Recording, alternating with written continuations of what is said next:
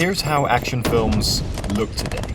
Big, loud, flashy, quick cut, lots of cameras on set rolling at the same time, filming boring choreography performed by actors that can't really do the things their characters can. Sometimes it works, sometimes it doesn't. But sadly, there doesn't seem to be much else available, save for a John Wick now and again. Or is there? Watch this.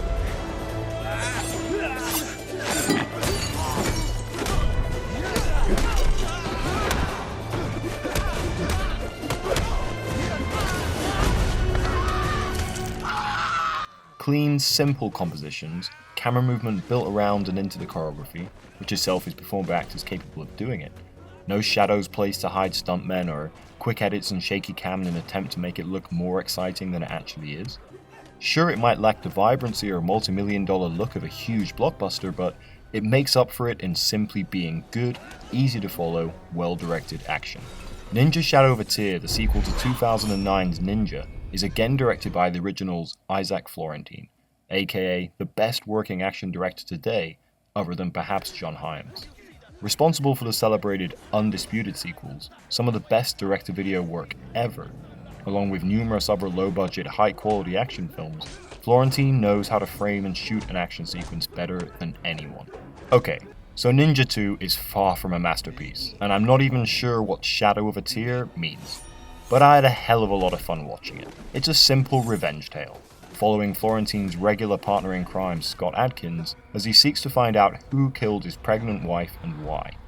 Where the first film was a flawed tale of an American fighting ninjas in the States, this moves to Thailand, and ups both the action and streamlines the story, whilst allowing for some much more attractive locations over the original's more obvious use of sets. What Florentine shows with Ninja 2 is a respect for the actors he is working with and a trust in their ability, but doesn't just rest on those laurels by leaving the camera back to film everything. He makes the camera movement part of the dance. The editing and movement is in rhythm with what is happening on set. Watch here. We don't simply cut from one part of the action sequence to another, but the focus pulls and the framing changes to lead us where we need to go next.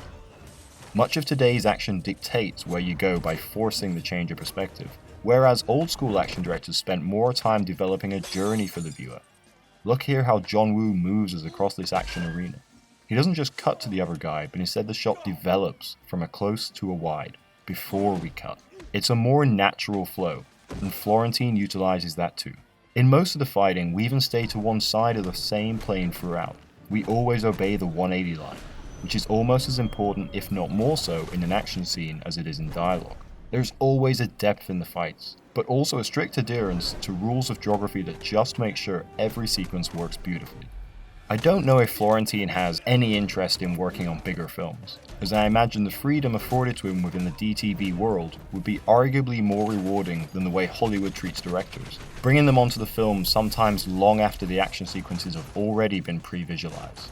Much of me wishes though that if he has little interest in working on bigger films, that Hollywood would look instead at how he handles action, by hiring performers who know what they are doing, and building the action sequences on set, not in post-production, and adopted that mantra.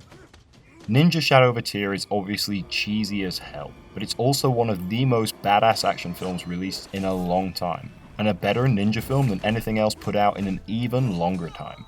Is anyone else still burnt by how bad Ninja Assassin turned out?